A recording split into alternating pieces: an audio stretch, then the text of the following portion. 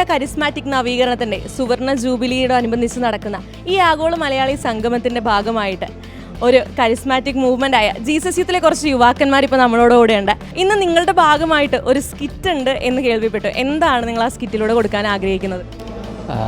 Praise God.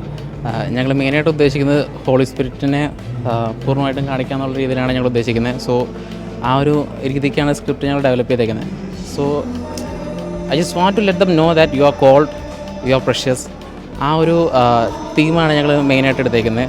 So I hope അത് എല്ലാവർക്കും strike ആവും എന്ന് വിചാരിക്കുന്നു. ഇപ്പോൾ ഇങ്ങനെ ഒത്തിരി യുവാക്കളൊന്നും ഇങ്ങനെ കരിസ്മാറ്റിക് മൂവ്മെൻറ്റിനോട് ചേർന്ന് നിൽക്കാത്ത ഒരു സമയമാണ്. അപ്പോൾ നിങ്ങൾ എങ്ങനെയാണ് ഇതിലേക്കൊക്കെ വരുന്നത്? ഇപ്പോഴത്തെ ഒരു തലമുറ എന്ന് പറയുമ്പോൾ നമ്മളും കൂടെ അടങ്ങുന്നതാണ്. പക്ഷേ അതിൽ നമ്മളുടെ ഒരു കരിസ്മാറ്റിക് മൂവ്മെൻറ്റുകളുടെ ഒരു ആവശ്യകത ഉണ്ടോയെന്ന് വെച്ച് കഴിഞ്ഞാൽ അത് വളരെ അധികം തന്നെയാണ്. കാരണം ഓരോ യുവജനത്തിനും അവനവൻ്റെ ഇഷ്ടപ്രകാരം ജീവിച്ചു പോകാവുന്ന മാർഗ്ഗങ്ങൾ ഒട്ടനവധി നമ്മുടെ മുമ്പിൽ തന്നെയുണ്ട്. പക്ഷെ അത് കർത്താവിൻ്റെ കൂടെ അനുഭവിച്ചു പോകാനുള്ള ഒരു വേദികൾ പലപ്പോഴും പലർക്കും അറിയാതെ പോകുന്നതായിരിക്കാം ചിലപ്പോൾ. ഇപ്പം ഞങ്ങളാണെന്നുണ്ടെങ്കിലും ജീസസ് യൂത്തിൻ്റെ ഒരു കൈത്താങ്ങിൽ നിൽക്കുമ്പോൾ നമുക്ക് നമ്മുടെ കഴിവുകൾ ഉപയോഗിച്ചിട്ട് ഇപ്പം ഞങ്ങൾ തിയേറ്ററാണ് ചെയ്യുന്നത്. അപ്പോൾ നമുക്ക് നമ്മുടെ ഡാൻസ് അല്ലെങ്കിൽ ഡ്രാമ അങ്ങനത്തെ കുറേ പരിപാടികളിലൂടെ നമുക്ക് കർത്താവിനെ കൊടുക്കാൻ പറ്റുന്നുണ്ട്. ഒരുപാട് കഴിവുകളുള്ള യുവജനങ്ങളുണ്ട്.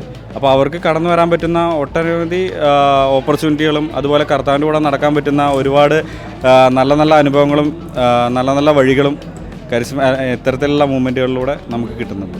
എങ്ങനെയായിരുന്നു നിങ്ങളിൽ ആരെങ്കിലും ഒരാൾ ഈ ഒരു ജീസസ് യൂത്ത് മൂവ്മെൻറ്റിലേക്ക് അല്ലെങ്കിൽ ഒരു കരിസ്മാറ്റിക് മൂവ്മെൻറ്റിലേക്ക് വരാനുള്ളൊരു കാരണം, അല്ലെങ്കിൽ എന്തൊരു ഇൻസിഡൻറ്റ് കാരണമാണ് ഇതിലേക്ക് നിങ്ങൾ തീരുമാനിക്കുന്നത്? ആർക്കെങ്കിലും അല്ല, അങ്ങനെ ചോദിച്ചു കഴിഞ്ഞാൽ ഇപ്പം ഞാൻ കോളേജിൽ പഠിക്കുന്ന സമയത്താണ് മിക്കവരെയും പോലെ ജീസത്തിൽ വരുന്നത്. ജീസത്തിൽ ഇൻട്രൊഡ്യൂസ് ആകുന്നത് ആക്ച്വലി ഒരു കോളേജിലെ സീനിയർ ചേച്ചി ഒരു പർട്ടിക്കുലർ ദിവസം ഒരു ഊണ് വാങ്ങിച്ചോട് ബന്ധപ്പെട്ട ഒരു ഫണ്ണി സ്റ്റോറിയിലാണ് ജീസത്തിലെ ഫസ്റ്റ് ഒരു പ്രേ ഗ്രൂപ്പിൽ പോകുന്നത്.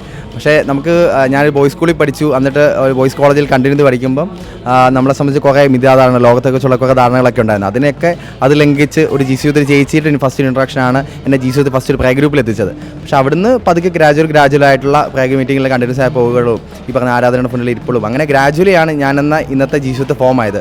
ഒറ്റയടിക്കൊന്നും ആരും അങ്ങനെ പെട്ടെന്നൊരു ജീസത്തായി മാറത്തുന്നില്ല. അതൊരു ഗ്രാജുവലായിട്ടുള്ള കുറേ കണ്ടിന്യൂസ് ആയിട്ടുള്ള നമ്മുടെ സ്വയം പ്രയത്നത്തിൻ്റെ ഭാഗമായിട്ടുണ്ടാകുന്നതാണ്. അപ്പം അങ്ങനെയാണ് കോളേജ് യൂസിലാണ് ജീസത്തിൽ ഇൻട്രോഡ്യൂസ് ആയത്. ആ സമയത്ത് ഉണ്ടായത് ഗുണമെന്ന് പറഞ്ഞാൽ ക്യാമ്പസ് മിനിസ്ട്രിയിലൊപ്പം തന്നെ തിയേറ്റർ മിനിസ്ട്രിയിൽ ഇൻവോൾവ് ആയിരുന്നു.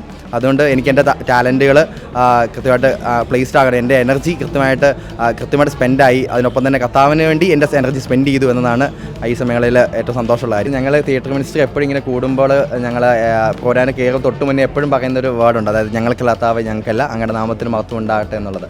അത് എപ്പോഴും ഞങ്ങളെ റിമൈൻഡ് ചെയ്യുന്ന ഒരു കാര്യമാണ്. അതായത് നമ്മൾ എത്ര സ്റ്റേജിൽ എത്ര പെർഫോമായിട്ട് ചെയ്താലും, എത്ര കാര്യമായിട്ട് കൊറിയോഗ്രാഫി പെർഫെക്റ്റായിട്ട് ചെയ്ത് കഴിഞ്ഞാലും, ഒരു തെറ്റുമില്ലാതെ ടെക്നിക്കലി ഏറ്റവും ബ്രില്യൻ്റായിട്ട് ചെയ്ത് കഴിഞ്ഞാലും കർത്താവിന് കൊടുത്തില്ലെങ്കിൽ നമ്മുടെ അധ്വാനം എല്ലാം വ്യർത്ഥമാണ്.